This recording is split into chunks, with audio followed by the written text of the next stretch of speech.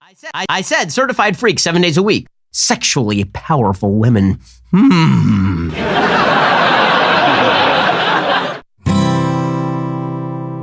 I'm white, and I've got everything I need. No one clutches their purses when they're in a room alone with me. And I can drive for any neighborhood I please at any hour, and the police don't do a thing. So if I see a penny on the ground, I leave it alone and fucking flip it. I'm a straight white male in America. I got everything I need. I'm a guy getting paid more than a girl with a degree. And I can walk down the streets after dark, no one wants to rape me. And I can get a girl pregnant and just as easily flee. Just like my straight white male dad did to me. So if I see a penny on the ground, I leave it alone and fucking flip it. I'm a straight white male in America. I've got all the luck I need. I've got a pile of broken mirrors and I'm walking under ladders and I'm spilling tons of salt, but to me that doesn't matter, cause my skin and my gender and my orientation are the best things to have if you live in this nation. I recommend it highly.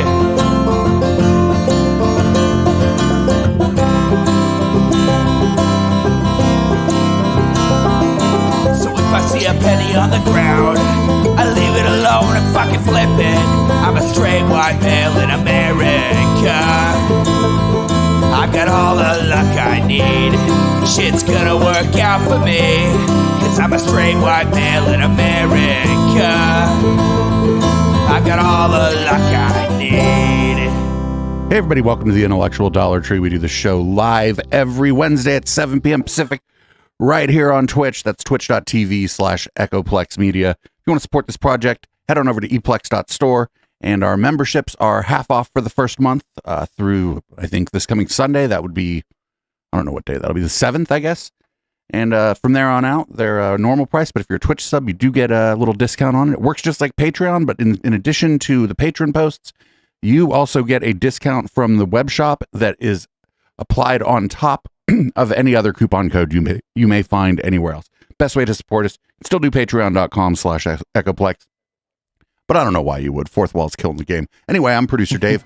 You can find me on Grindr if you're local, or if you use the little feature on it that lets you pretend to be somewhere else. But then if you found me on there, I'd be terrified, because that would mean you know where I live. And I'm HK Perrin, and you can find me on Mastodon at hperrin at port87.social. Well, HK, it occurred to me that we've never done a Ben Shapiro episode. We've done an episode. Have we not? We've done an episode where he was on Dave Rubin's show, or where he was like talking with someone else. But we haven't done one where he just stares into your soul and talks to you about something. And we haven't done one about his show. Funny enough, this one could have been either Wednesday or Thursday, because the title of this video is "The Satanists Are Winning." Well, good. I'm glad that we're winning. I'm glad that Ben has admitted defeat. I would say we've already won, but no, I don't really identify as a Satanist, but I'm a big fan of the Satanists. Me too. Let's see what Ben has to say about all this.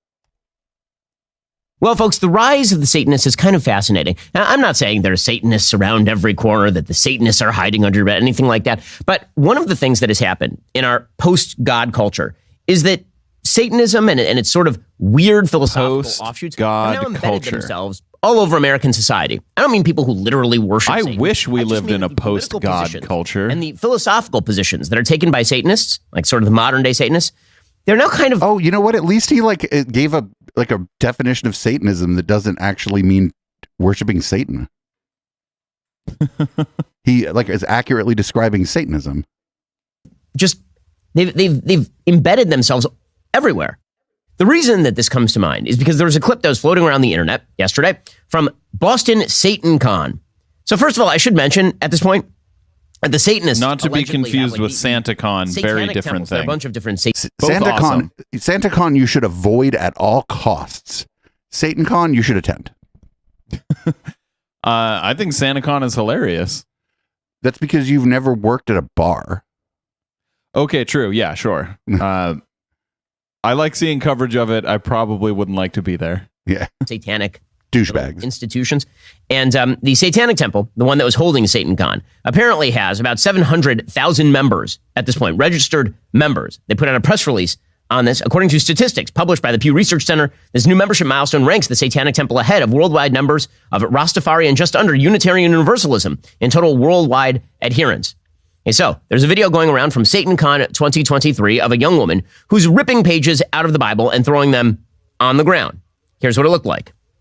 It looks like a woman ripping pages out of the Bible and throwing them on the ground. Pages out of a Bible and cast them on He the ground. has accurately described this clip. That's some edgy atheist shit that I don't fucking care about anymore. I would have thought that was rad 15 years ago. Now I'm like, man, come on, get new material. She said before doing this, quote, "We stand here today in defiance of their siege and destroy their symbols of oppression." I think she should have deep fried it. She also ripped up a thin blue line flag representing the police. Okay, that's way more base. A male leader joined her. No, the thin That's blue good. line flag represents police violence and the police's willingness to use violence. I know that's not what they say it is, but that's you see the cop with that little thing on their uniform, they're going to shoot you. Yeah, that's the guy who's like one dirty look away from pulling a gun on you. Line flag into. They tossed that on the floor while the crowd cheered. And then Satanists apparently picked up the ripped pages off the floor and posed with them for pictures. The male leader apparently said, "We must build true community outside the virtual. Rebelling comes in many The forms. male leader? Within their own capabilities and their own situation. For some of us, merely existing one more day is victory. For those of us who can, we must stand up to those who cannot." So the temple, the Satanic Temple, the Temple of Satanism or whatever this ridiculous organization is. It's called the Satanic Temple, Ben. You Yeah, know the answer. He literally said it earlier. It was the first thing he said, and then he was like, "Well, I gotta make some jokes here." It claims to be non-theistic. They say that they don't actually believe in a personal Satan, like the supernatural being that would be Satan in sort of traditional Christian theology. And as you will note, the crossover between the fundamental tenets of the Satanic Temple and the fundamental tenets of sort of left-wing liberalism at this point are almost indistinguishable, which is why these... Yes, it has always been a left wing, at least like a progressive, like culturally progressive organization. Yes. Is Ben new? He must be new. It must have been, he must have run out of trans people to hate or something this day, right? Yeah. Did he just learn this? I can't imagine that he just learned this. And I can't imagine that his audience doesn't already know this. 2023 schedule featured, and I'm now reading you the names of some of the events at SatanCon 2023. Deconstructing your religious upbringing with Judas Marduk. Fake name, right? Reclaiming the trans body. Atheistic strategies for self-determining and empowerment. Ah, yes, the trans body. Because obviously, Satan is a big fan of the trans, according to the Satanic Temple.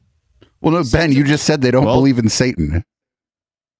If Satan existed, he would be a big fan of trans people because Satan was a big fan of letting people live their lives. So goes the story. Like, read the Bible. Satan is the good guy. The flesh, Satanism, and self-pleasure from Dr. Eric Sprenkel.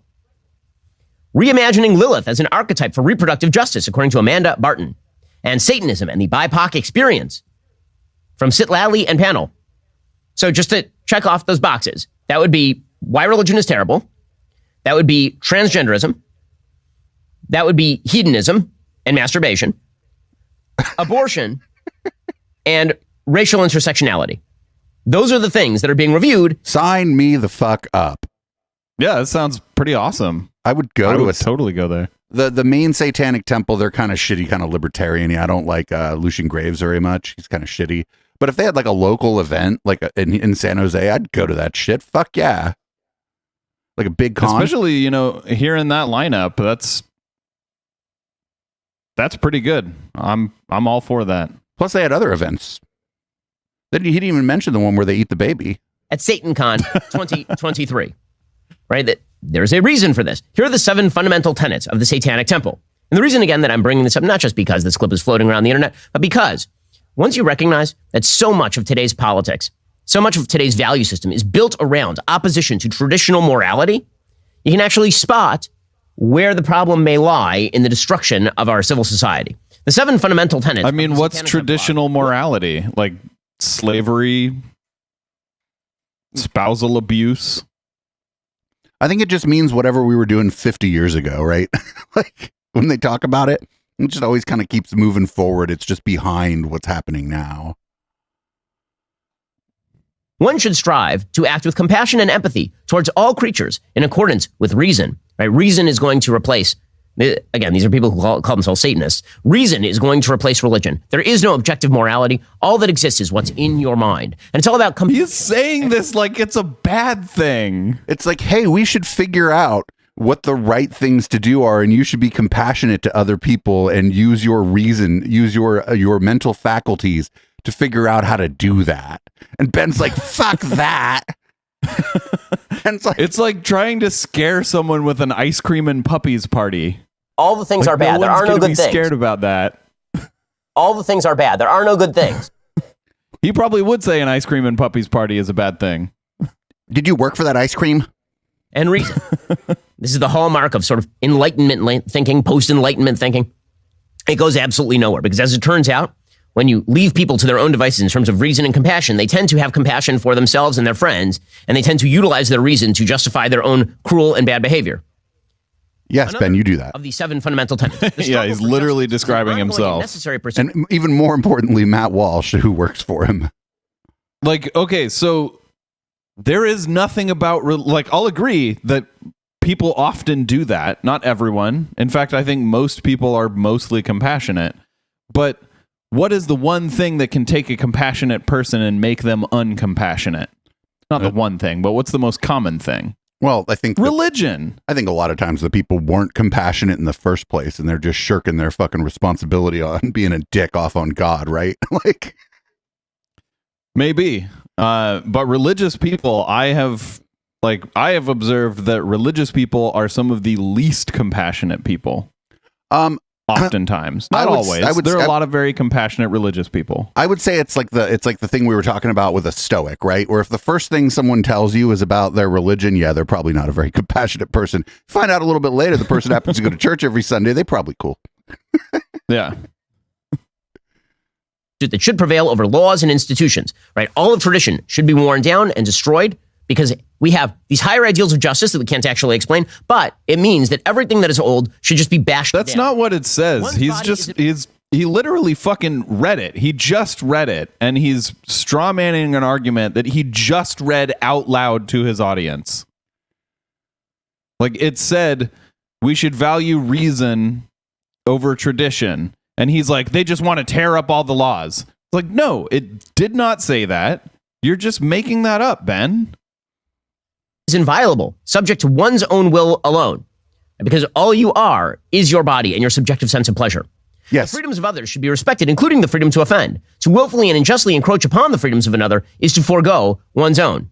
Well, the Satanic Temple presumably does not believe totally in the freedoms of others because they're obviously very much pro-abortion. They're in favor of the transing of the children and all the rest. The transing of the children. Oh, man. I knew this was going to be amazing. We're only a couple minutes in and I'm having a great time. Okay, so I think what he means is that the Satanic Temple wants to make kids who are not trans into trans kids, which no one wants to do that. There might be. You could find anybody on Twitter that says dumb thing. But so few people want to do that I would bet money you couldn't find them.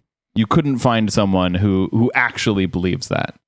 Conform to one's best scientific understanding of the world. One should take care. But like hold on, before we go, he's using that as an argument against letting trans kids like him and all of his fucking goons at Daily Wire use it as an argument against letting trans kids be trans. And it's disgusting. The rest. Beliefs should conform to one's best scientific understanding of the world. One should take care never to distort scientific facts to fit one's belief. Says, once again, the Satanic Temple that is called the Satanic Temple and also is a backer of abortion and transgenderism among children. Yeah, you just said that already, Ben. You're not, as Stefan Molyneux would say, not an argument, Ben, not an argument, not an argument, Ben. If one makes a mistake, one should do one's best to rectify it and resolve any harm that may have been caused, and every tenet is a guiding principle designed to inspire nobility in action and thought. The spirit of compassion, wisdom, and justice should always prevail over the written or spoken word.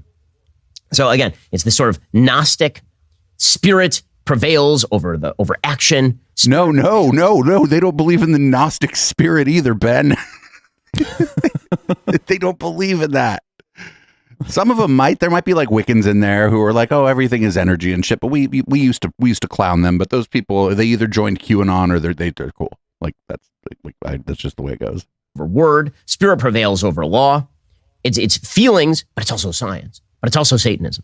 Okay, now the reason again that I'm bringing this up is because the perspectives that are being mirrored by the Satanic Temple, the secular culture is not taking itself from Satanism. Satanism, in this particular iteration, is taking itself from just general secular values.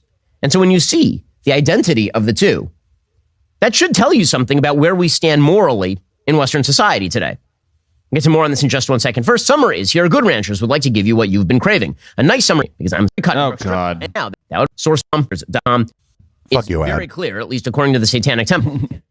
They said they do not subscribe to supernatural. I'm really happy that I have never heard of that company. They said they do not subscribe to supernaturalism. So in that way, we do not believe that Satan is a deity, being, or person. As an organized religion, we actively provide outreach and participate in public affairs where the issues might benefit from rational, satanic insight. What is their mission? The mission is to encourage benevolence and empathy among all people. We believe that we should all be guided by our consciences to undertake noble pursuits, guided by our individual wills. Right, the Nietzschean Superman. He's reading it like he disagrees with that. And who knows? He probably does. But like, it's so unreasonable to disagree with that. He's just mad that it just sounds like the fucking old people at the humanist meeting, right? Like it's just a little edgier in its marketing. My God. The Satanic Temple practices non-theistic Satanism. We believe religion can and should be divorced from superstition. As such, we do not believe in either God or the devil as supernatural forces. We bow to no gods, or celebrate our outsider status. To embrace the name Satan is to embrace rational inquiry, removed from supernaturalism and archaic tradition-based superstitions. The Satanists should actively work to hone critical thinking and exercise reasonable inquiry in all things. Our beliefs must be malleable to the best current scientific understandings of the material world, never the reverse.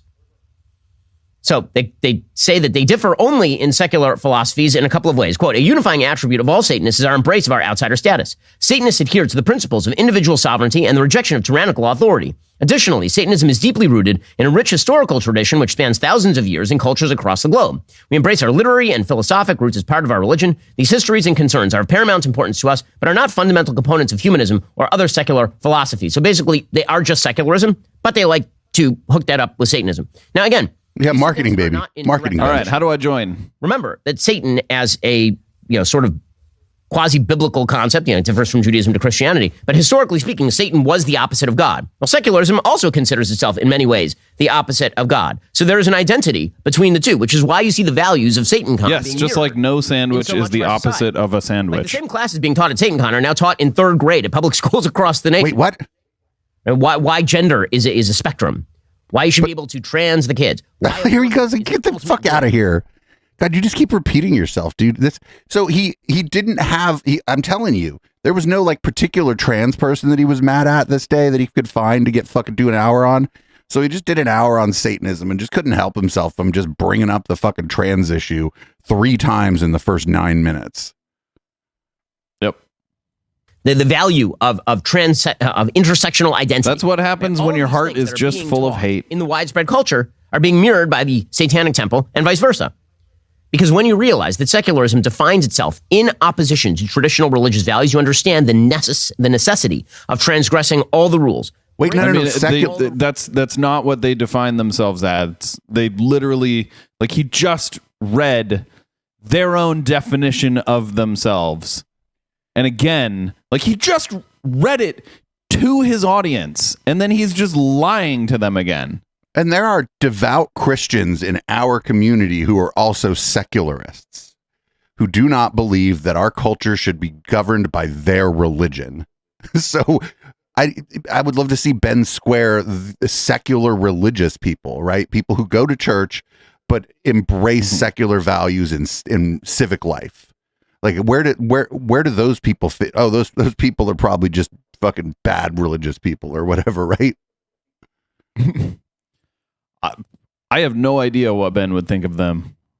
The rules, breaking someone down who doesn't want to impose their values on others. Satanism is now diffused through the again. I don't mean that people worship Satan. I mean that in the original sense, if you read the Bible, like the original Hebrew Bible, when it talks about Satan, it's talking about the adversary. The adversary in Jewish philosophy is supposed to be a messenger of God who sort of plays almost prosecuting attorney against man. But the idea of being adversarial toward religion has now been taken up by all of our society, which is how you get to the cultural predations that we currently see, in which all traditional ideas have to be torn down. Cultural predations. Satanic Temple. I noticed one thing they were not doing is ripping the pages out of a Quran.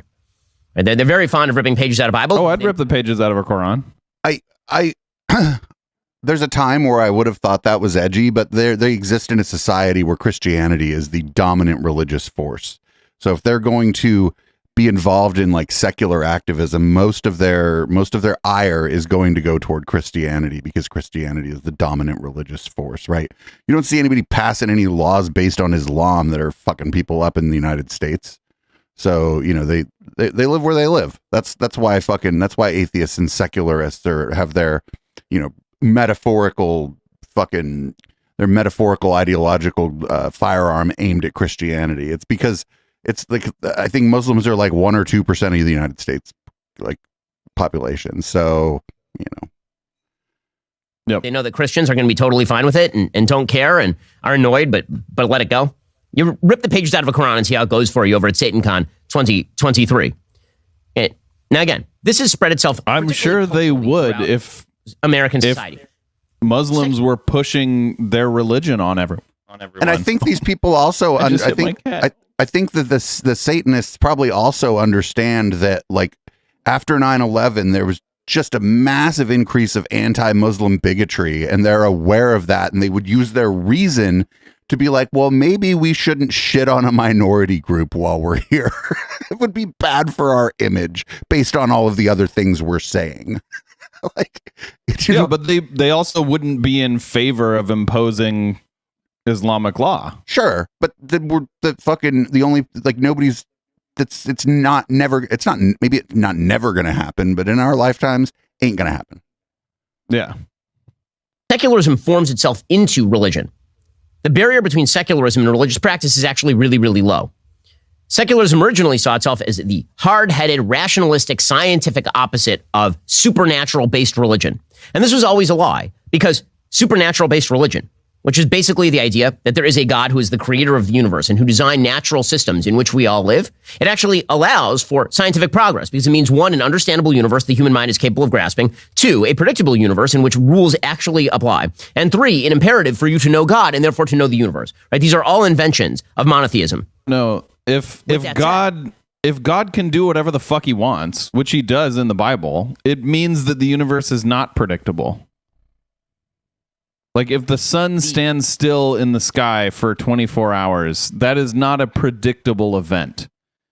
And the fact that it happens in the Bible shows that the Bible is not describing a world where science can figure things out, because the world of the Bible is governed by a God, not natural laws. It's a story. Yeah. Yeah. The secular world basically rejects all of that, and they say, no. We're going to jettison God. We're going to get rid of objective moral standards. We're going to use what's in your own head as the moral guidepost and as the scientific guidepost. The problem is the human being, the human brain. You don't have to jettison God. Like, you can be secular, like you were saying. You can be secular and believe in God. The secular worldview just means you don't want to force your religion on other people. Right. Primarily, and the primary way that it has been done in the past is through government policy. And that's what like secular organizations try to stop. That's it. Yeah. And But, again, like, the Satanists I think what he's saying is like, you know, in secular schools, you learn about things that conflict with the Bible, conflict with what the Bible says. And yes, that's true. You do learn about things that conflict with what the Bible says. It's because those things exist in reality. So if the Bible disagrees with reality, it's the Bible's problem, not reality's problem. And most religious people are just like, oh, okay. Right? They're just I mean, the vast majority of religious people, an overwhelming percent of Christians don't believe the Bible literally. They don't believe that every word in the Bible is literally true. Like, they believe the Bible is full of like allegories and poetry, which it fucking is. It's all allegories and poetry. It's based on other allegories and poetry.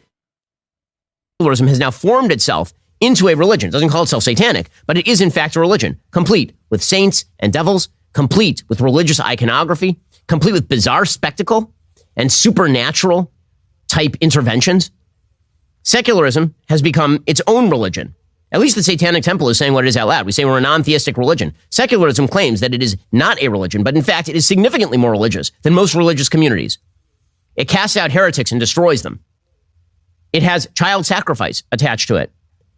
And the game that you have to play in order to be part of the secularized religion is you have to be willing to violate taboos. That's the biggest thing. All the religious taboos must be broken. Which brings us to the Met Gala. We'll get to that momentarily. First, you know about those big wireless companies out there. They lock you into expensive contracts if you try to get out of...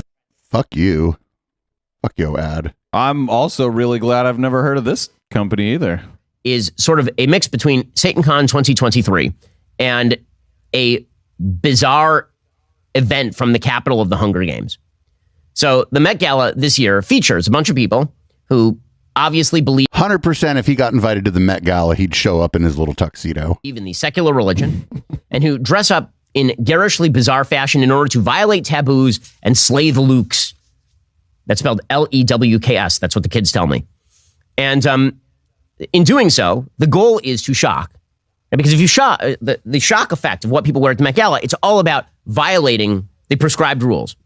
No, they're marketing themselves because they're famous and they want to be like, they want their outfit to go viral. Ben, marketing. Ben, marketing. Very often prescribed fashion rules. I mean, in a certain sense, a lot of fashion rules are arbitrary, right? Never wear white after Labor Day. Ben is not a fan of high fashion. Things that people have done culturally speaking, and there may not be a great reason for it. Maybe there is a good reason for it, but nobody knows them.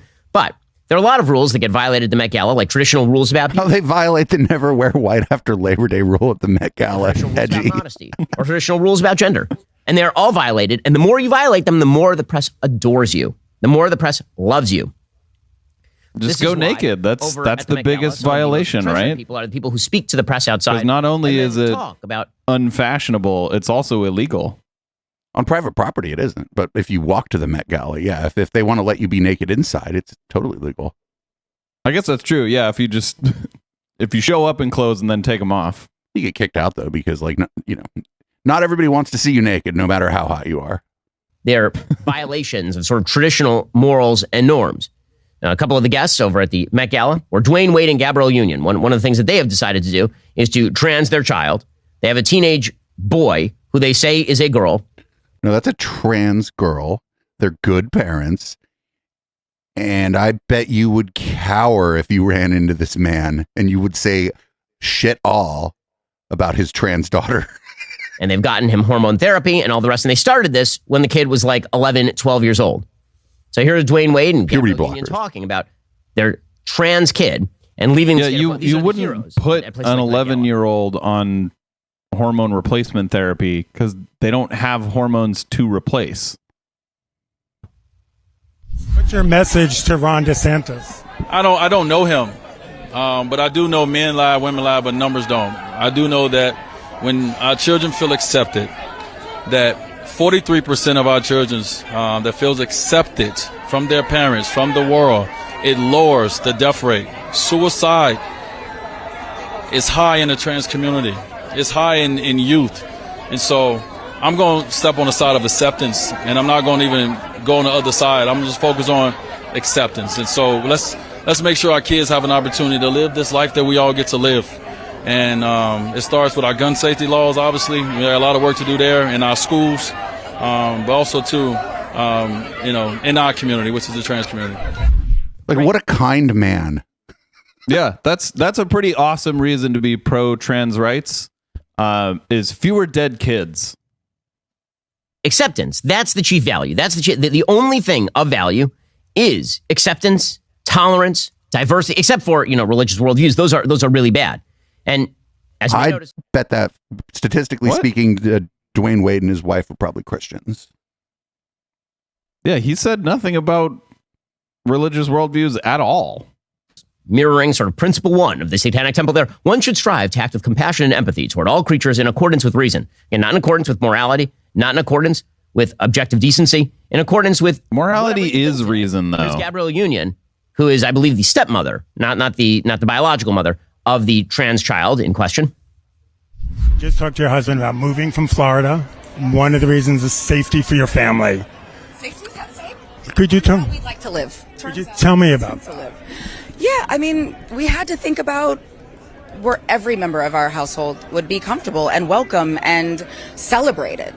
And in 2016, there was a move towards a less inclusive world, and we felt that pretty immediately. Of course, all of our friends in Miami, they were like, "When are you coming back?" And I was thinking, well, where would Kavya James go to school, where they're open to teaching facts and accurate and accurate history, and where can they say gay, much less trans, and where would we maybe not get arrested for affirming our child's identity?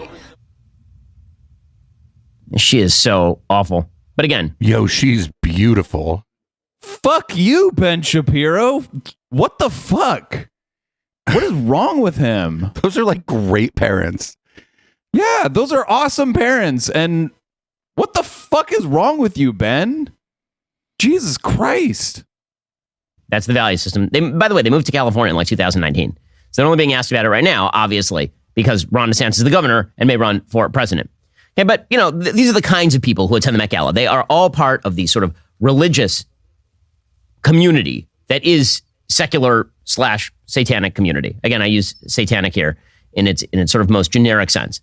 Not like they actually draw pentagons on the floor and then light candles. Listen to him fucking hedging every time he says satanic. It's so funny. It's just so funny. Thing like that. So now let's go through some of the outfits, because again, fashion says something about the inner person. Now, if you are what you wear, then it's sort of fascinating to see. But Ben, sometimes the clothes do not make the man. There's a famous song about that by George Michael, who you would call a degenerate, actually. I think what he's saying is that if you wear women's clothing, you're a woman. People, you know what? I agree, Ben. If you feel more comfortable in women's clothing, probably it's because you're a woman. Decided to violate all the rules. The reason this looks like the Capitol in the Hunger Games is because the whole purpose of the Capitol in the Hunger, and that's the imagery that obviously springs to mind for everyone who watches the Met Gala. The reason that springs to mind is because the Hunger Games is about a group of elites who live at the expense of everybody else while violating all of the rules that they impose on everyone else, because they are the elites and they get to do that. And so here, let's go through some of these looks, because again, it's all about transgressivism. It's all about the cult of personal identity and the belief that your feelings are sufficient to guide the rest of mankind, and that the only value system is what you hold internally. It's all about tolerance of you. It's not about your tolerance of others. It's about everybody else tolerating you. By the way, Ben Shapiro, millionaire, not elite. Shifting all of society's rules and mores in order to please yourself. So when they say elites, they mean two things. Sometimes they just mean Jews, but I don't think Ben means that. If he wasn't Jewish, that would be what he would mean. But in this case, when he says elites, he means like celebrities, people who are famous. Yeah. Like he means the people we just watched. He thinks those are elites because he means like the LA and New York City kind of A-list crowd. Hollywood. Yeah. Yeah. And the media cheer this kind of crap on, because if you're talking about the high priesthood of the secular religion that has now taken over our society, that high priesthood is Hollywood. And then these sort of town criers for the regime are the members of the press who all buy into this exact same moral system, this secular moral system that rejects the notion of an objective morality with actual rules and traditions that are worthy of respect. We'll get to the actual Lukes over at the Met Gala in 1 second. First, I got to tell you about if there's some sort of objective morality hidden within the Bible, then like the Bible doesn't mention trans people. So why is he so upset about that? You can do to preserve your past and your family's past. I'm talking nope. Right collection. Okay, so now it's time to go through how people dress when they wish to violate all of the norms. So this is a human named Jordan Roth. I do not know who Jordan Roth is. Jordan Roth is apparently some sort of American theater producer and oversees 5 Broadway theaters, including the St. James, Al Hirschfield, August Wilson, Eugene O'Neill, and the Walter Kerr. Sounds like a fairly accomplished person in the arts. And dressed up as a geisha. This is a dude. Oh my God, that's fabulous. Look at that. That's awesome. Big fan. A geisha. Of course, Jordan Roth is a gay man. And this means that he is a hero. He's obviously... Gay man dresses geisha, immediate hero status. Because he's dressing up. Those are the rules. You become the elite. Violating the taboo. And this is a person who has tremendous cultural power. I mean, running 5 of the biggest theaters on Broadway gives you the ability to basically say what enters public culture and what does not. Or how about Lil Nas X? You want to talk about satanic and secular actually merging? That's Lil Nas X, right? I mean, one of his recent videos was literally a video of him being stooped by Satan. Stooped to Satan. Because obviously Lil Nas X came out as gay. And not only did he come out as gay, he came out as like the most gay. In fact, he came out as so gay that there was a picture that emerged, I believe, a few weeks ago of him making out with a woman, and he had to put out a statement saying that he was not straight. Because that's how far we have come in our culture. It used to be that gay men... He did that just for you, Ben. Straight in order to get roles and not be quote-unquote canceled. Now Lil Nas X has to make sure that nobody should think this guy's straight. So he shows up to the Met Gala wearing silver body paint, studded with rhinestones all over his body, wearing basically a thong and platform heels in an attempt to shock and appall. Now, none of this is shocking because, again, secular culture has become so predominant that nothing shocks anymore. Once secularism becomes actually secular, like throughout the culture, then it doesn't shock anymore. But I mean, what sort of Christian values is he violating here? Is it a Christian value that you not wear body paint? I bet if they tried to make body paint back then, it would have just probably been made out of lead and it would have killed you.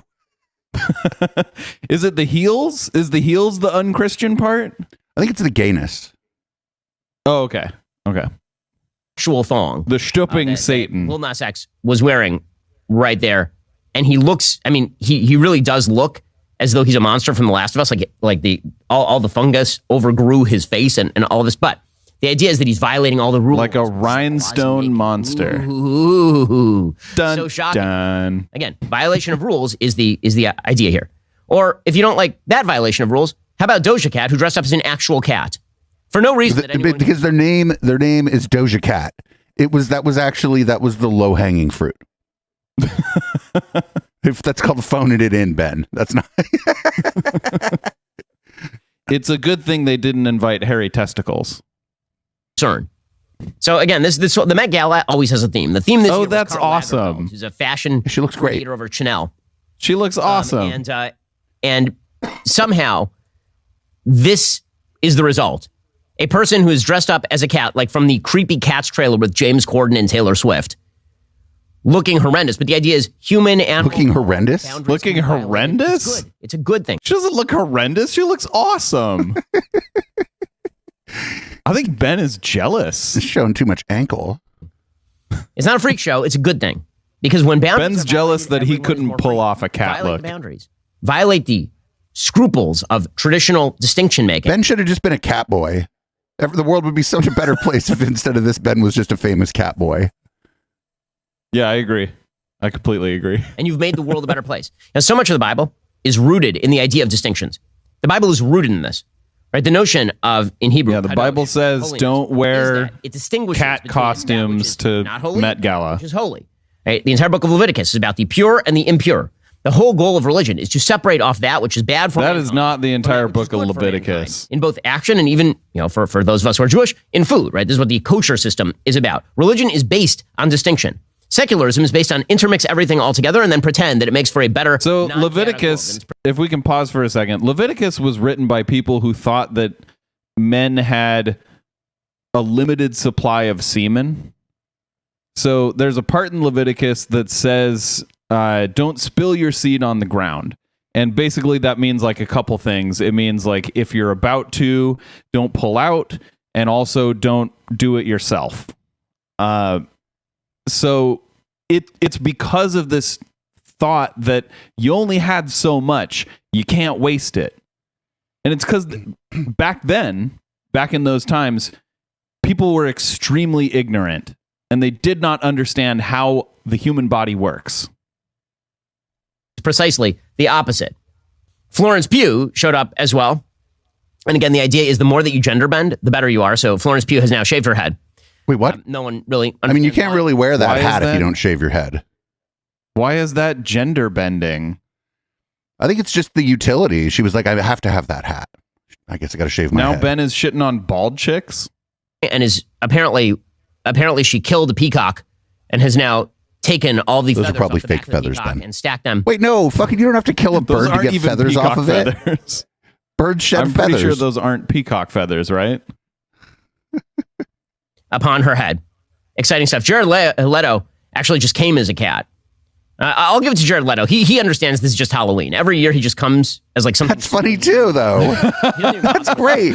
I'm going to pretend that. Oh my God, it's a big cat fursuit. I love it. That's awesome. Like one year he showed up actually holding a second head of Jared Leto. So I'll at least give appreciation for the clarity that Jared Leto presents on a sort of fashion and moral level. Cara Delevingne showed up as well, apparently after having raided So wait, her so hotels. Ben doesn't have a problem with fursuits? I think Is he Ben a thinks furry? that. I think he thinks that Jared Leto is poking fun at the event, but not in the. He's probably is poking a little fun, but he's doing it in a fun way, and he's attending, right? And so Yeah. he doesn't understand that it's actually fine to poke a little bit of fun at the spectacle if you're there, if you're going to be nice to everybody and shit, right? And like, what's wrong with this outfit? Bathrobe. I don't know. Wait, no, a bathrobe. does. No, this isn't a bathrobe. Again, the goal here is not to wear things that are wearable or beautiful or classy or anything. The goal at the Met Gala is to shock. The goal that this is how you gain all sorts of credibility is by shocking and violating all sorts of scruples and wearing idiotic things. And then we're all supposed to pretend these are looks. You look like an idiot. I'm sorry. You look like a stupid idiot. That's all. But because you're violating those rules, it's a good. It's a moral good. This is why we're supposed to pay attention to this I sort am of really getting a big heaping dose of jealousy from Ben here. I think Ben is very upset that he was not invited. Right, because he's a failed screenwriter, and Michael Knowles that works for him is like a failed actor and shit. And I think what's his name? Matt Walsh wanted to be an actor too. So, but they're doing this instead.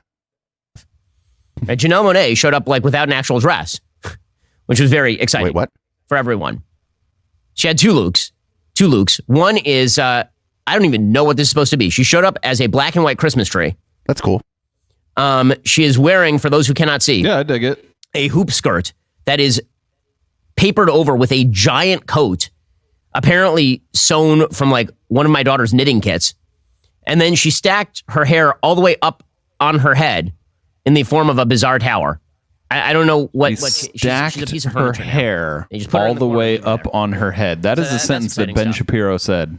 And now all of us find this, all of us who live in sort of the real world. Oh, here she is. This is true fashion. True fashion is you show up wearing ridiculous boots, a bra and That's pretty cool. high riding panties, and a completely transparent hoop skirt dress that goes all Well, the it's way not up completely above your transparent. breasts. Otherwise, you wouldn't know it was there at all, You Ben. can see directly through it because it's actually just I transparent. mean, this looks now. like something out of the 70s, honestly. So, like, is Ben upset at the 70s now?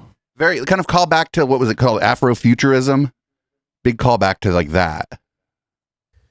This is because this is true beauty, guys. We're redefining all the terms. Now, listen, Janelle Monáe is a beautiful woman, but that has nothing to do with the fashion. The fashion's garbage. It's not meant to actually, make her look. What does he mean we're redefining all the like beauty? Does he think that there is a standard definition of beauty? Like we have a fucking saying for it. Beauty is in the eye of the beholder. There's a goddamn saying that every single person knows.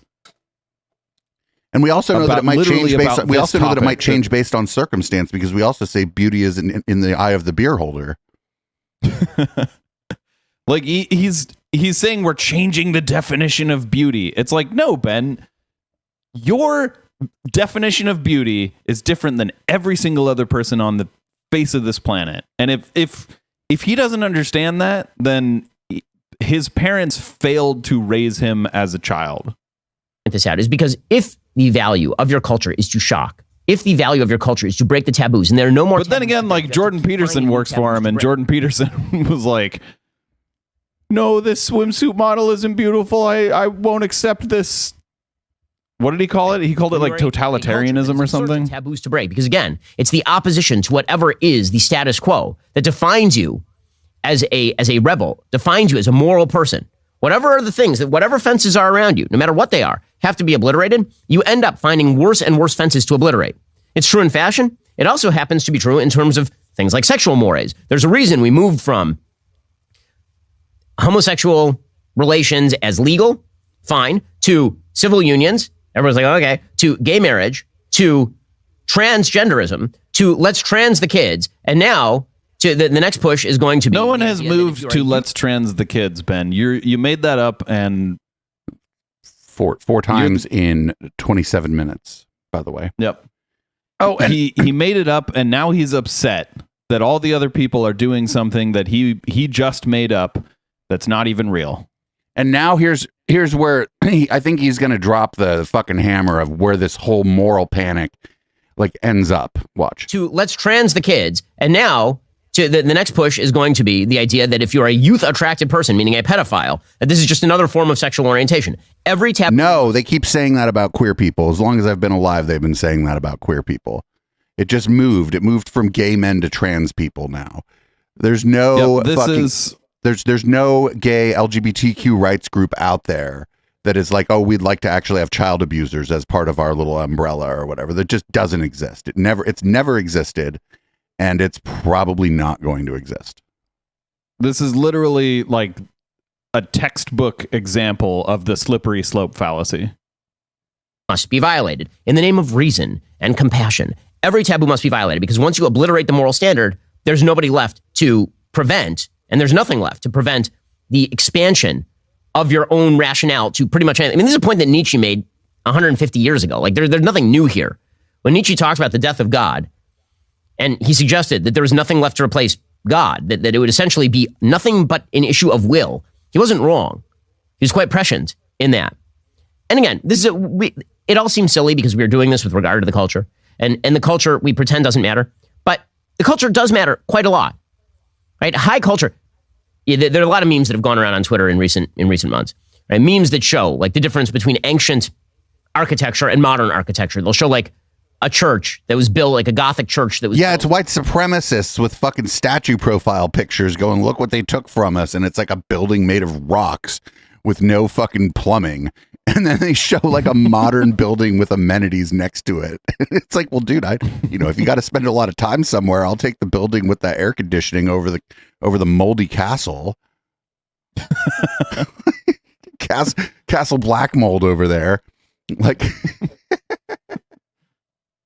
in 1200 in England. And then they will show you like a brutalist sculpture in Washington, D.C. And people kind of brush that off. But fashion is just another form of human activity. And if the leaders of fashion are no longer into providing the beautiful, and they're no longer into providing the feminine for women and the masculine for men, and instead it's just all about mashing all of it up and violating all taboos, should we really be surprised? That is a manifestation of a culture in confusion. It's a manifestation of a culture that has no rules, and a culture with no rules. So I don't know how Ben didn't realize this, but fashion trends, they change. A lot. What was fashionable for a man to wear in the 1700s, people would now consider girly, feminine. Especially if you were a judge in England, you had to wear a wig. Yeah, wig, frills all over the place, high heels. Fucked up all the way, Like but looking that- fabulous. That was fashionable back then. And so I don't understand how Ben can say, you know, they're trying to change fashion. It's like, no, fashion just changes. No one tries. It just changes. Period. And you're not going to stop it. Literally no one could stop it. Die. And that's essentially the direction that we are currently heading. All right, in just 1 second, we're going to get to an actual crisis on the border that the White House continues from others, including this amazing on your skin. So, using over essentials box. That's GEL. Also, focusing exercise. The Soviet nuclear week legal immigration crisis is about to explode down at our southern border. Joe Biden has presided over the worst illegal immigration problem in the nation's history. Yesterday, Karine Jean-Pierre, the world's most untalented press secretary, she went out there and told what is probably the biggest lie that this administration has ever told. She suggested that Joe Biden has done an amazing job on the border. And in fact, border crossings, illegal border crossings are down like 90% or some such nonsense. He has tools that he's used to make sure that we do this. We actually deal with the immigration system in a humane way, and in a way that is that actually deals with what we're seeing at the border. And that's why you've seen the parolee program be so successful. It has when it comes to illegal migration, you've seen it come down by more than 90%, and that's because of the actions that this president has taken. I'm sorry, that is just crazy crap. Okay, in 2022, we had the highest number of. I'm not sure what she was referring to when she said that it went down by 90%. Yeah, I don't know either. Ever. But I don't really do. The thing is, like, I'm like when they show stuff out coming out of the White House, because I just am not plugged in like to that sort of like political discourse at all. Like you know what I mean? We've never really leaned into any of that stuff around here, so. I just assume what Ben is saying is incorrect and what the press secretary is saying is more or less correct, just based on like who they are and what they do for a living. She was talking about the parolee system. So she could have been referring to that when she was talking about a 90% reduction. I don't want to get into Narnia Yeah. speculating on things that neither of us know what's going on with. WOAI San Antonio. And we are talking about over 2 million migrants stopped in 2022. That was up from over 1.73 million the year before. And it's about to get way the hell worse. Like way the hell worse. Because Wait, stopped. He said stopped. Yeah, but isn't that what he wants? I think he would like to replace the word stopped with shot. Okay. He's mad that they're not just blatting him. towns are now declaring a state of emergency. Title 42 is about to be lifted. According to townhall.com, El Paso Mayor Oscar Leeser, a Democrat, implemented the state of emergency starting on Monday. If there's no emergency, why do you need a state of one? Democrats have been saying there's no emergency at the border. It's totally fine. All is under control. Meanwhile, a Democratic mayor in El Paso is like, yeah, no, we got a problem. The city has already been experiencing a new wave of illegal immigrants even before Title 42 is officially gone, resulting in more processed migrants being on the city streets after they were released by Border Patrol. Laredo also declared a state of emergency on Sunday. That's going to last for 7 days. It will probably be renewed again. All the way down in Brownsville in the Rio Grande Valley, the city has seen a significant increase in illegal crossings recently. Brownsville will also declare an illegal immigration emergency, presumably in the coming days. Up to 10,000 illegal immigrants a day will probably be crossing our southern border once Title 42 is no longer in effect. Hey, Bill Malugin, who does a really good job covering this sort of stuff for Fox News, he tweeted out yesterday over 22,000 Border Patrol apprehensions in the last 72 hours, an average of over 7,000 per day, putting us right back into peak numbers we were seeing last year. We're now 10 days away from the lifting of Title 42 and expected major surge. Buckle up. So, like, built into this is that somebody who is in whatever a situation that they're in, and they decide that their best bet is to try to cross the border into the United States legally, are like policy wonks. Like U.S. fucking immigration policy wonks. And I'm just not confident that that's the case.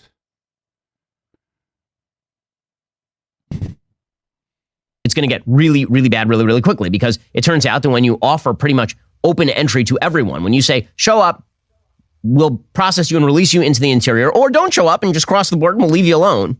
tons and tons of people tried to cross the border. Meanwhile, so is he talking about just consequences of illegal immigration?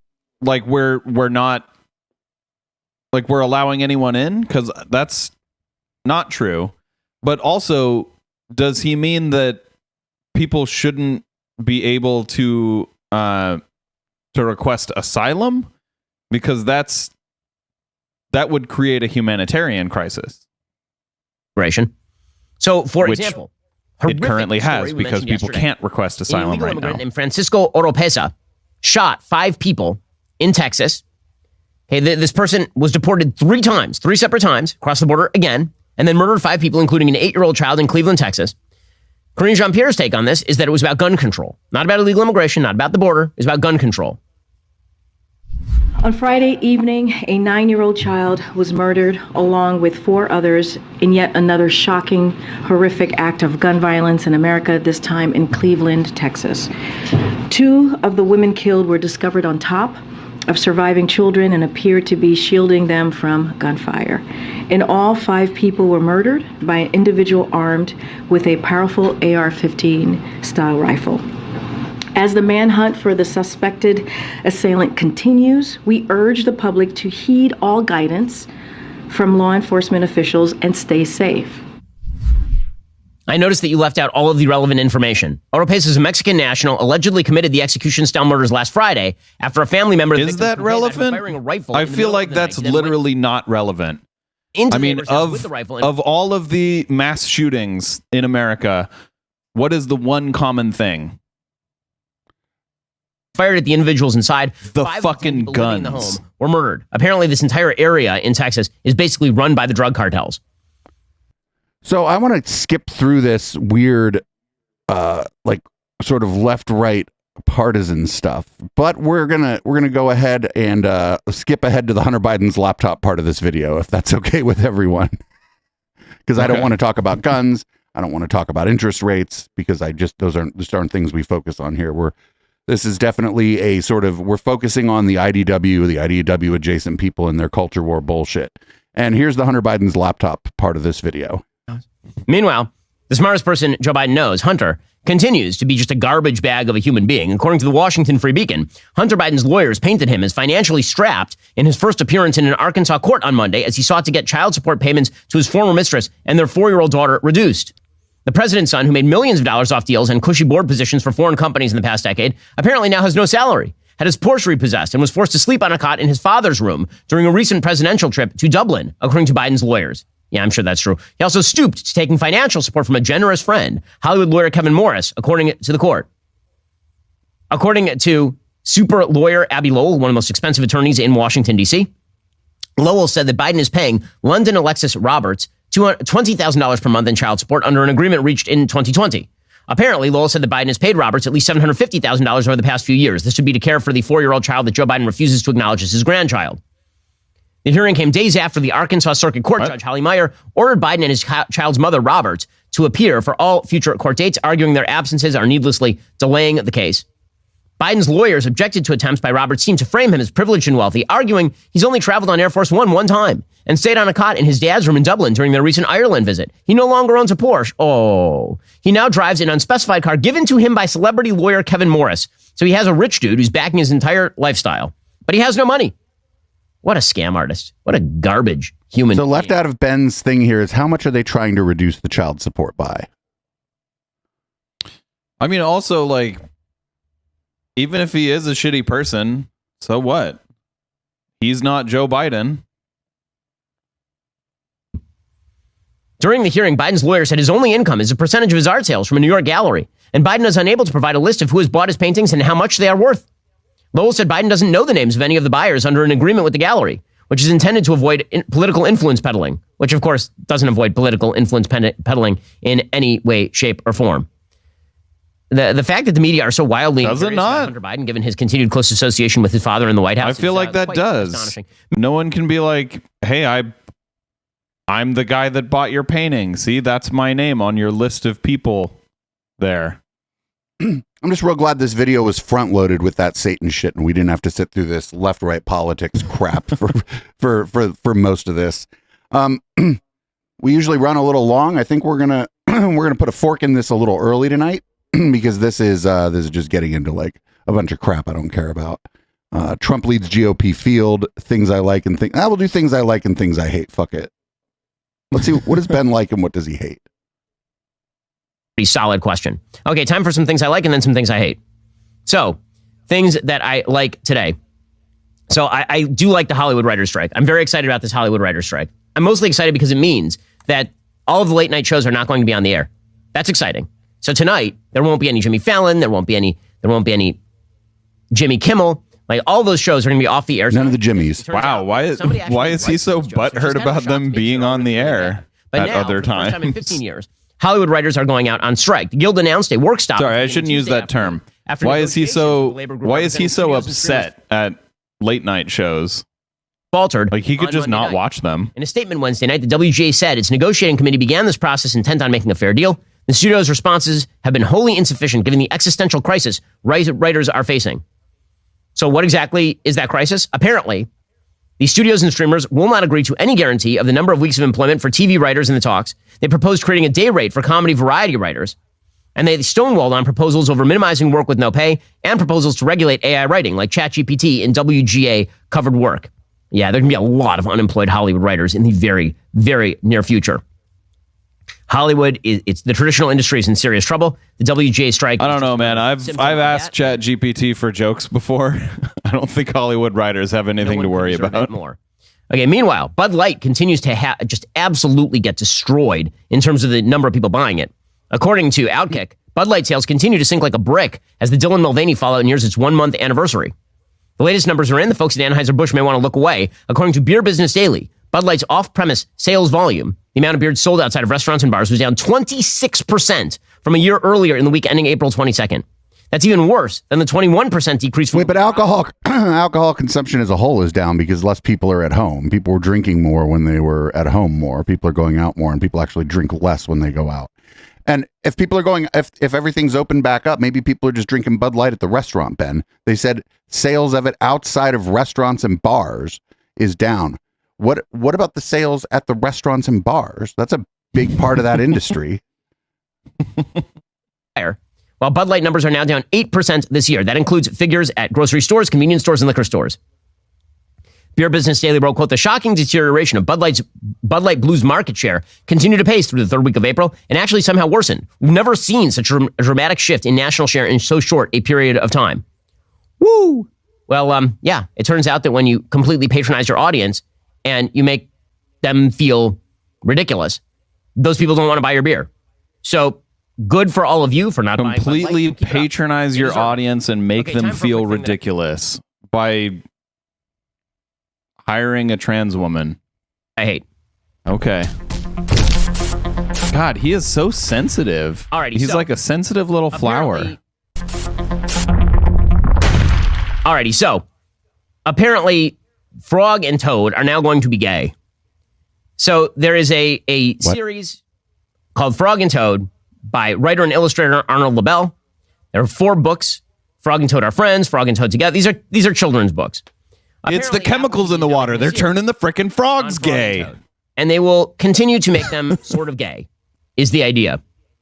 Now, why exactly is this the case? Apparently, Arnold LaBelle himself is a gay man. There's nothing in the actual books that suggests that they are gay. They're animals who are unlike one another, but are friends. This falls into. There's nothing in the books that suggest they're gay. This is really funny because the person who wrote the books is writing more material about them. And he's like, well, in the original scripture of the fucking frogs, it's like, get the fuck out of here, dude. You're like a frog and Toad originalist, you fucking weirdo. He's gone into the quartering territory with this. Like, shut the fuck up. Maybe they were just closeted. They were just said that they were friends because their other frog friends wouldn't have accepted them, Ben. A subculture, Bert and Ernie are shipping category. Dude, Bert and Ernie were gay the whole time. Get out of here. Come on. We all know that. Basically, any two characters of the same sex who live in close proximity to one another in children's cartoons end up being picked up Sleeping in the same room? Come on. A gay couple. Right, separate beds, but Sesame Street did come out when a lot of married couples were sleeping in separate beds on TV, so they were just obeying the standards of the time, Ben. Who are jackhammering in the back room. Right? That is the way that this works in our popular culture. And it's really quite silly and quite foolish. The politicization of children's TV, the attempt to sexualize children's characters is really screwed up. Yeah, children's TV has never been political before, ever. Bugs Bunny never dressed like a woman to try to trick Elmer Fudd. I distinctly remember some quite racist Looney Tunes when we were fighting the war. I mean, I don't remember them when they came out. I remember seeing them. I'm not that old. Changing the minds of small children. That is the goal. It is ideological grooming. Not like they want to have sex with kids, like they want those kids to believe the same things that they believe about the world and sexual orientation and sexual identity. What do you tell your kids about the world and sexual orientation, Ben? And so anytime they can insert that in children's programming, they wish to do so. This is the exact reason. I mean, I think I agree with him right here, but I also think that it's a good thing. Like, that's like, you know how like Saturday morning cartoons often have a moral, like the moral of the story? Right. The moral of this week's story is don't lie. Or the moral of this week's story is, friends are good. Right at the end of G.I. Joe, they always had like a message. It was stuff like, "Don't ride on the handlebars of your friend's bike because you're gonna fuck yourself up." Like, remember, Sonic says. So like he's upset that like cartoons are continuing to do exactly what they've done. And now he disagrees with the morals that they're trying to spread. So he's saying cartoons shouldn't be spreading morals. It's like, no, that's not what he believes, because he was never mad at it before. He's saying cartoons shouldn't be spreading morals, teaching kids that it's okay to be gay. To spend $100 million on children's content over the course of the next couple of years. So they don't have to worry about all of this. However, the fact that the Daily Beast is now reporting that they're going to keep the gay subtext is pretty astonishing. The title, again, from the Daily Beast is "Frog and Toad are still gay in Apple's new kids show if you want them to be." Isn't that wonderful? That's again, like the most imperative. That's like so the author was like, "Well, I've been writing this story in this way, and people have inferred that the characters are a couple, so I'm going to keep writing the story the same way, and people can continue to infer that if they want." Ben isn't even being an originalist of Frog and Toad. Ben wants to like retcon Frog and Toad and make them be like, "Hey, bro, what's up, bro? Hey, you see that chick's tits, bro?" That's what he wants Frog and Toad to do. TV be made more gay. Very, very, very important. Speaking of which, also very important, apparently, that James Bond be made into a black woman. Next thing you know, they're going to make He-Man gay. Also very important, apparently, that James Bond be made into a black woman. That could be anybody. 007 could be anybody. It was literally different people all the time. Yeah, like, that's fine. I have no problem with that. New piece in the Washington Post. Who says 007 has to be white, British, and male? Oh, you mean aside from the author of the entire James Bond series? Again, it only works in one direction. Nobody's ever like, what if we made Shaft a white female? Nobody ever does that. They could do that in a way that would be funny and ironic. They could do that, actually. Stupid. Yeah. It turns out the characters have characteristics. And those characteristics go to character. The same people who will tell you that race is an innate identity will tell you that it doesn't matter if you take a white character. James Bond's characteristics are like, he's charismatic, likes a martini, very intelligent, uses gadgets. Like, none of them are like, he has to be a he has to be white. Like, those aren't the characteristics. It makes no difference whatsoever. Makes no sense. Now, again, I have no problem with the idea of a black male Bond. The real distinction between it just can't. Women can't be spies. Would be between. I think it's because James Bond, like, one of the other characteristics of James Bond is being a horn dog, a womanizer. Yeah, Men and women. like if that's a woman who's being a horn dog, Ben's gonna be real upset. Especially if she too is a womanizer. Yep. Are wildly different. And as I've said before, the idea of a woman who is able to bed down with good-looking men, that's just called a woman. The whole Oh no, the chart. He did the chart. James Bond is a man who is able to get beautiful women, which is a male fantasy. And again, a whole different set of obstacles in doing that if you're a man. I'm pretty sure it's not a fantasy for Pierce Brosnan to get beautiful women. Everyone with half a brain knows. But this entire piece by a person named Anna Petoniak says that the latest novel from the James Bond franchise gives us the heroine we've been waiting for. I don't know who this we is, but apparently this is what we need. The MI6 agents in question, a young black woman. Pierce Brosnan was the last 007 that I know. 007, not any 007 agent. I'm 007, she clarifies. You probably thought they'd retire it. This, of course, is a quote from the last movie. But says, Anna Petoniak, if the Bond of our imagination is really just a series of gestures, the martinis, the gunfights, the sex, it opens up a much wider array of possibilities. What if Bond were black? What if Bond were a woman? Would that change anything about the essential Bondness of Bond? If not, what are we... Yes, it would, of course, because men and women are different. It's also tiring. Yes, Ben, this is tiring. The tiring is the point. Ben, your best work in this episode is far behind you. They do something that is transgressive. They destroy, IP. They destroy characters. They take children's TV and they turn it gay. And then they're like, destroying the character. Gosh. Alrighty, guys, the rest of the show continues right now. You're not such a fragile character. If you're not a member, become a member. Use code. So whatever. James Bond, it really started to turn into a fucking quartering episode at the end of that. Like, yep, it really did. Like the story hasn't even come out. Whatever movie about it hasn't even come out. What if it's the best Bond movie ever? I mean, honestly, I've had zero interest in watching any Bond movies in like many, many years, and this actually would, like, if it was a black chick, I would totally be down to go see a Bond movie with a black chick as 007. I'd be curious to see how the authors sort of play with some of the tropes, right? Because there'd be gags in it about like the trope. There'd be gags in it about her identity, and I think that would probably, that if they do it well, that'd be the best. If they did it like, if they were able to do a couple gags about the old Bond tropes without turning it into fucking Austin Powers, then it's going to be great. It's going to be absolutely great. But also this would actually make me want to watch James Bond again. The odds of me watching any given movie are so low that I don't care. Like, I just don't watch movies. So I guess that's the show. Since you weren't here last week, and you made a good call. It was like the worst episode of the Intellectual Dollar Tree ever. It was Steven Pinker. Oh gosh. And it was the Killette podcast, so it was just waves of water with a photograph of him on the screen for an hour. It's so bad. But anyway, HK, you wanna read this thing out here? Yes, I will. This has been the Intellectual Dollar Tree. We do this show every Wednesday, 7 p.m. Pacific, live on twitch.tv/Echoplex Media. If you're listening to the podcast, come check us out live. And after the music, you'll be able to keep watching us because we do Red Light after the show every week.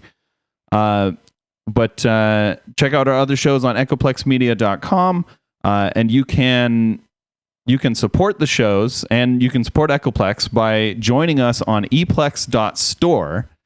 That's a new way to join. You can also join on patreon.com/Echoplex. So either way, we'll love it. And if you're listening live, stick around for Red Light. This is Boomers by Periscope.